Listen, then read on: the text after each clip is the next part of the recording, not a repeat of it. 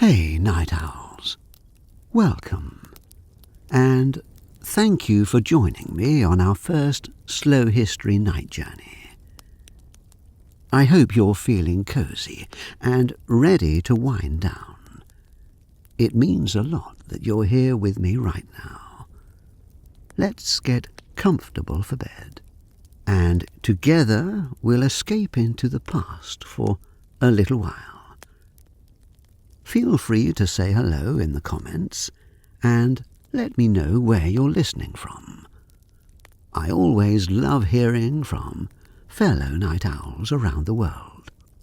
If you enjoy these nighttime journeys, please consider liking this video and subscribing to the channel. It really helps, and I'd be grateful to have you along for more stories.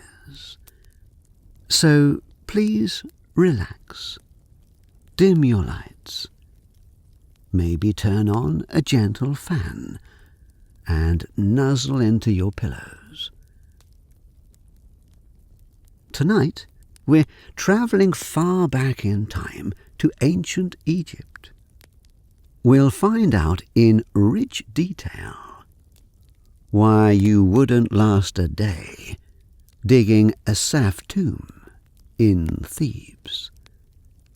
All right, let's begin our journey. Take a slow, deep breath, in and out. Now, close your eyes if you like, and imagine the warm night air of the desert. Congratulations!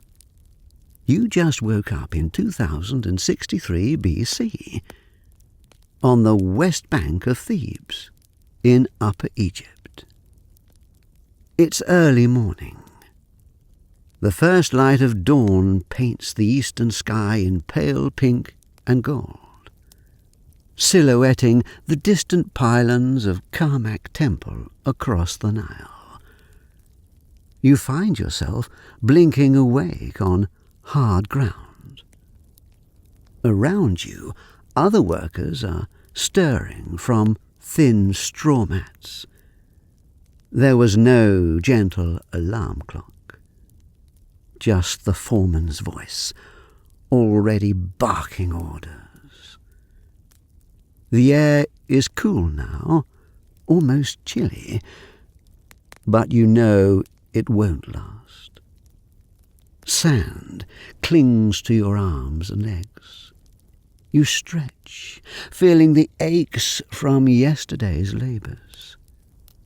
Every muscle protests. A faint smell of dust, sweat, and last night's campfire smoke lingers. You sit up and realise your new reality. You're part of a crew digging a royal tomb at El-Tarif, the sprawling necropolis of Thebes. In other words, welcome to the hardest day's work of your life. You rub your eyes and get to your feet as the sky brightens. The foreman stalks by, a stout man with a sun-leathered face, shouting in Egyptian for everyone to move. "Come on, you lazy lot. The tomb's not going to dig itself," he hollers. "No morning coffee for you. Such luxuries are a millennia away. Instead, you gulp a handful of cool water from a goat skin and nibble a bit of coarse bread. It's dry and hard, but it will have to do." A few fellow labourers exchange tired looks and dark humour. One mutters, "The jackals had a feast last night. I heard them yapping. If we don't finish this tomb soon, maybe we'll be joining the feast." The others chuckle grimly. gallows humour is a common breakfast here. You shuffle along with the crew toward the dig site. In the glowing light, the landscape of western Thebes comes into view. The desert stretches out in gentle hills of tawny soil and gravel. You pass scattered rocks and low bushes. In the distance loom sheer limestone cliffs, glowing rosy in the sunrise. These cliffs hide countless tombs of nobles and kings. The foreman points ahead. There lies your tomb project, a large rectangular pit, already cut into the base of a hill. This is a Saff tomb, a distinctive style used by the local rulers of the 11th dynasty.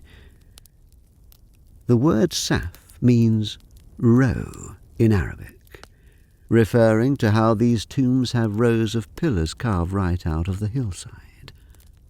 Though you don't know the term Saff, that comes from much later Arab locals, you certainly see the rows of pillars and openings in the rock face as you approach.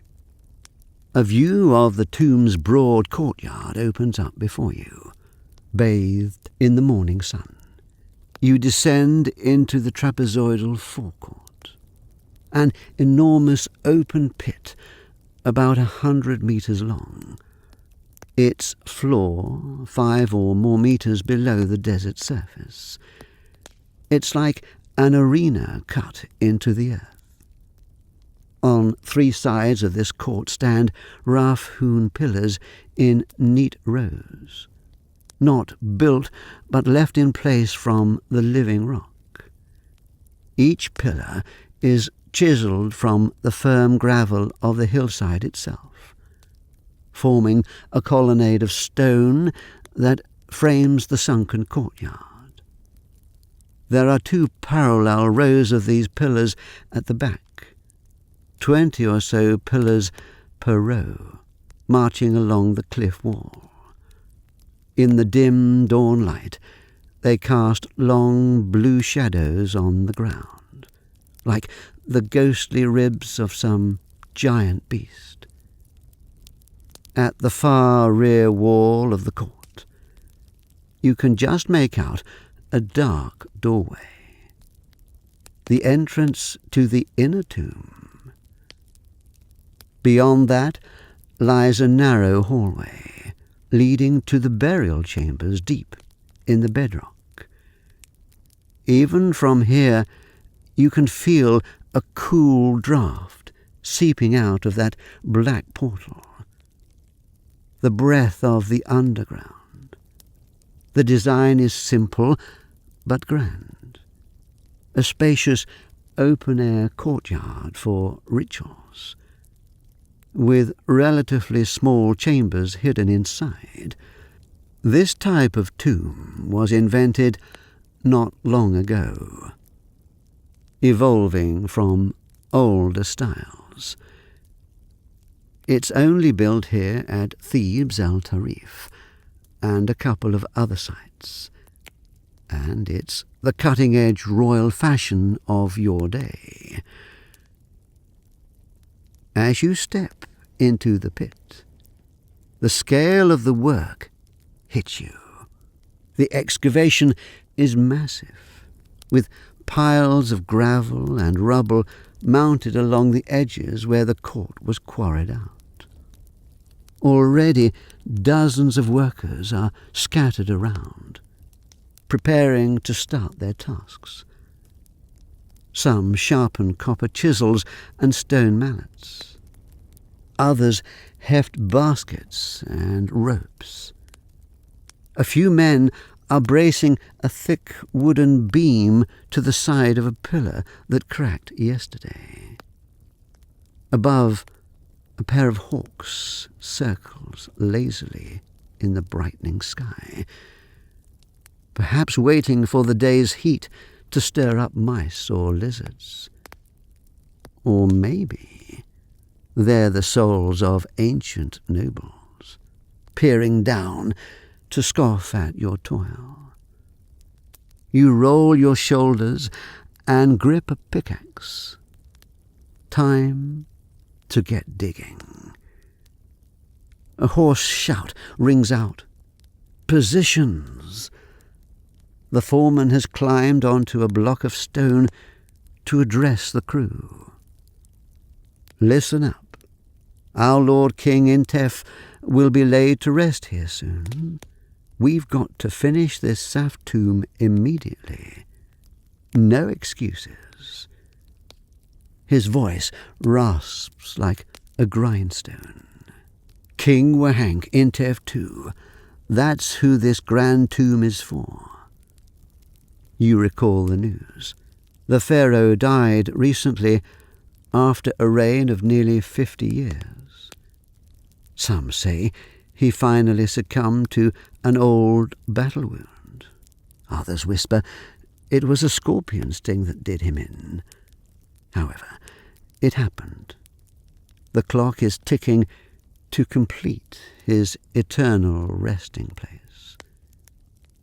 The king's funeral is approaching, and that means every able body is being pushed to the limit to get this tomb ready. The foreman jabs a finger at a group of men near you. You 5. Clear out the last of that debris in the forecourt by midday, or else. Then at you and a few others. You lot follow Sabu. You're on digging duty in the inner chamber today. Move it. Your stomach flips a little. Working inside the mountain could mean cooler shade, but it also means darker, closer quarters and more precarious rock overhead. You tighten your grip on the pickaxe. Sabu, a lanky senior worker with a permanently furrowed brow, waves for you to follow him toward the tomb entrance. Before you duck into the tomb entrance, you catch a glimpse of the foreman leaning on a pillar, glaring. His eyes are sharp as a falcon's, watching for any slackers. In this world, there's no mercy for the weak. You swallow hard, recalling some advice an older worker gave you when you arrived. Keep your head down, do your part, and pray the ceiling doesn't fall. Sage wisdom indeed. An hour later, the sun has fully risen, and with it comes the heat. Any coolness from the night evaporated quickly. By mid-morning, the sun is a brilliant, cloudless blue dome radiating intense light. The golden rays of the sun god Ra pour straight down into your pit, turning it into a giant clay oven. You emerge from the inner chamber, hauling a basket full of broken rocks, and a blast of hot air hits your face like someone opened a furnace door. Already, sweat is streaming down your back. Your thin linen kilt is soaked and clinging to you. You squint upward. The glare off the pale gravel is blinding. There's no shade to be found in the open courtyard. The pillars cast the thinnest of shadows, but as the sun climbs higher, even those shrivel to nothing.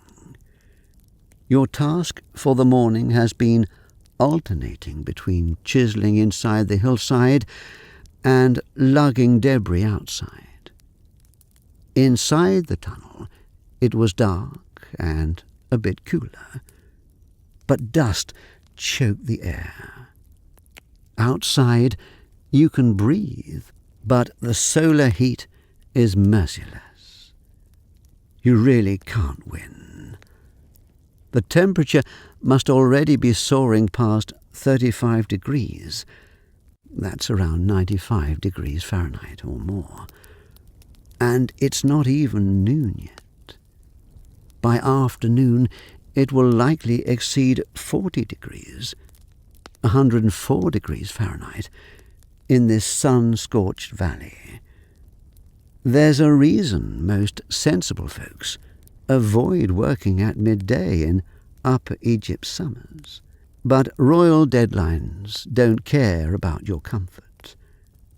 You wipe your brow with a rag and continue trudging across the courtyard with the heavy basket. The gravel underfoot is burning your calloused soles through your thin sandals. It's like walking on hot coals. Except the pain never stops. You try not to think about it. Just focus on one step at a time. All around, you see your fellow workers also suffering. A young man nearby gasps for breath as he shovels sand, his mouth hanging open.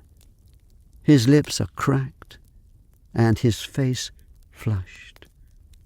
Another older labourer has taken to draping a scrap of linen over his head like a makeshift turban to fend off the sun. Sweat darkens the cloth. You envy him. No hat for you. Your scalp is baking. Each time you dump a load of rubble at the edge of the pit, you clamber back down, feeling the sunlight hammering the top of your head. The instinct to find shade scratches at your mind like a desperate animal. Only the knowledge that the foreman's wrath would find you stops you from slinking behind a pillar for a respite. Instead, you keep moving.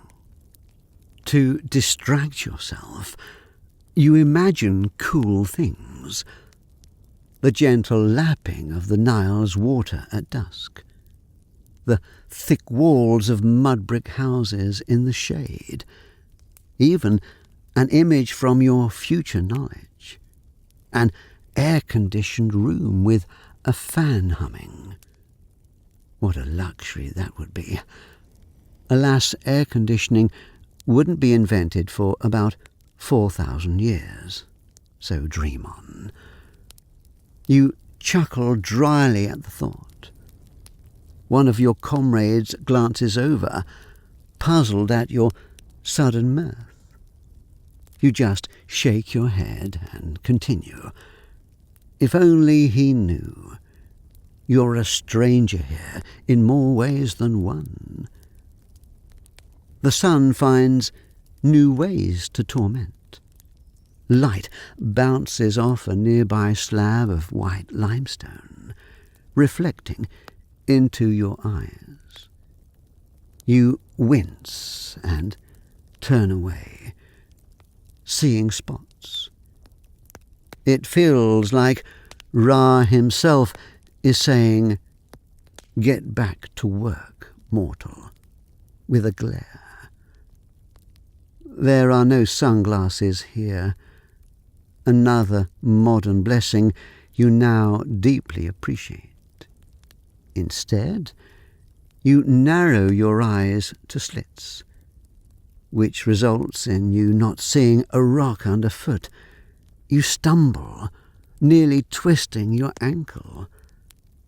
The basket of rocks tips, and a few tumble out onto the ground. "Watch it," snarls Sabu, who is passing by with a sled of stone. You mumble an apology and hurriedly pick up the fallen pieces. Your hands tremble a little, whether from exertion or fear of punishment. A sharp memory surfaces.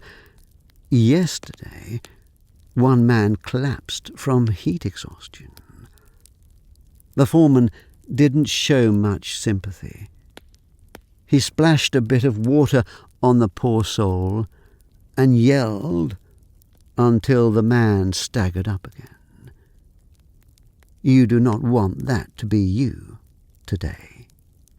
Historians still argue whether the labourers building these tombs were slaves or simply conscripted workers paying a labour tax.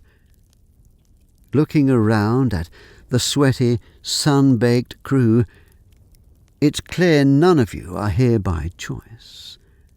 You certainly feel like a slave under this blazing sun. In reality, most of you are probably peasants, pulled from your villages during the flood season, when farming is impossible. The pharaoh's officials call it corvée duty, a kind of forced national service. It's technically not permanent slavery, but it sure isn't voluntary either. You were told that serving on the king's tomb will earn you favour with the gods and ensure food for your family. Maybe so, but at this moment, with sunlight drilling into your skull and sweat stinging your eyes, lofty promises of the afterlife mean little. You trade all the divine favour in the world for a bit of shade and a cool drink. The hours crawl on. You settle into a brutal rhythm. Swing pickaxe, break rock, haul debris, cough, repeat. Your body moves almost mechanically now. Tiny cuts on your hands from sharp flints on the gravel, mix with sweat, making your grip on the tool slippery and stinging with salt. The very air itself wavers in the heat, as if the world is swimming before your eyes. Occasionally, a hot breeze wafts through the pit, offering not relief, but rather blowing more grit into your face. You spit out a mouthful of sand and keep digging.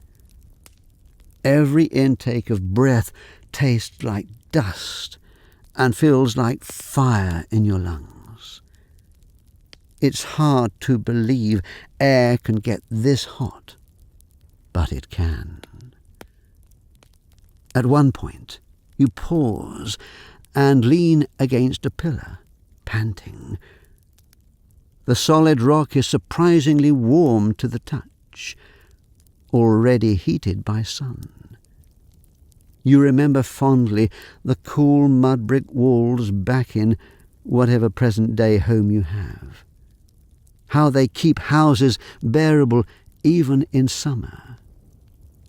Here there is nothing but rock and sun. It strikes you that, ironically, you're building a house for the dead that is far more demanding than any house for the living. A voice in your head grumbles, "Why can't we do this at night?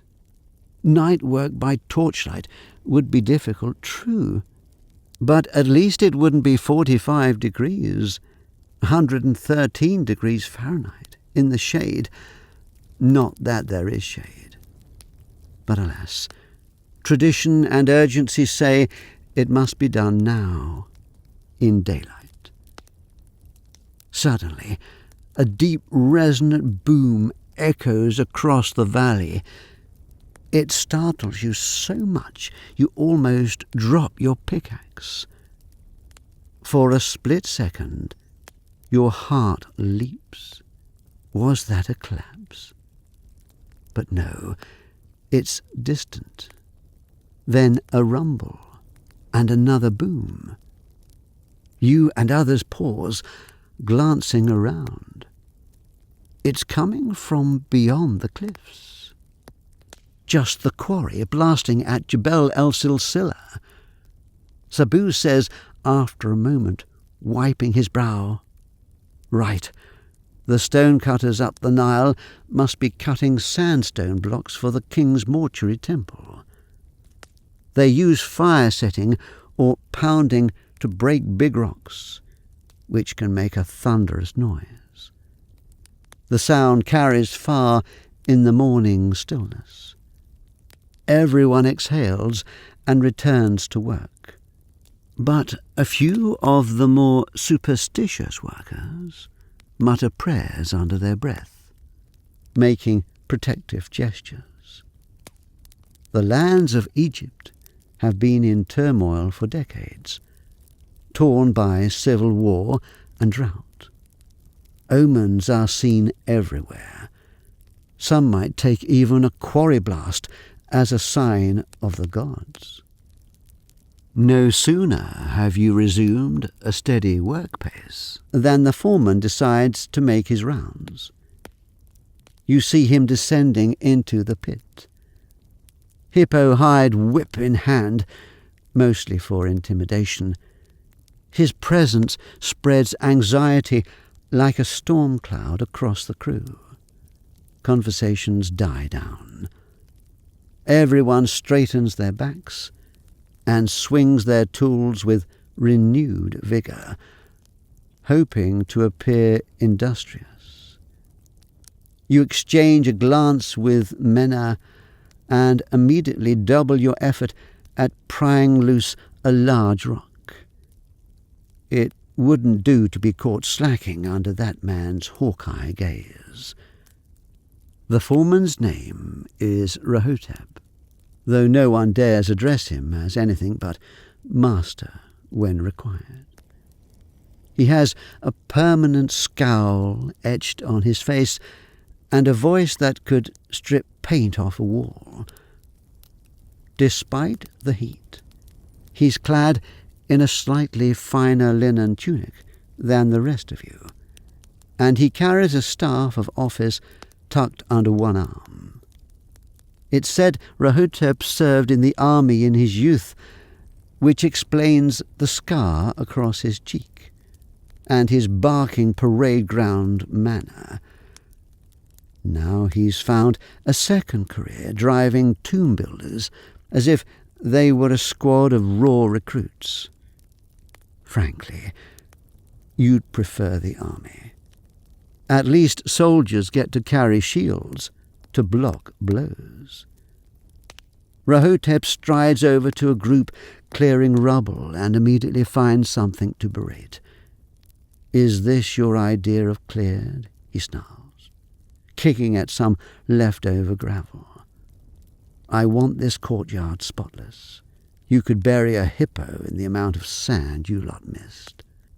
The men mumble apologies and scramble to re-sift the area, clearly terrified. He then stomps toward where you and Mena are labouring at the inner wall.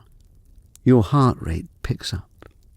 You focus intensely on the rock before you, chiselling like your life depends on it, which in this moment it might. Menu does the same. Rahotep stands behind you two, observing. You can feel his eyes boring into your back. A bead of sweat trickles from your temple down to your jaw, but you don't dare pause to wipe it. "What's the hold-up here?" he demands. "This section should have been done by now." Menu responds quickly without stopping work. "Master, the rock here is harder than anticipated.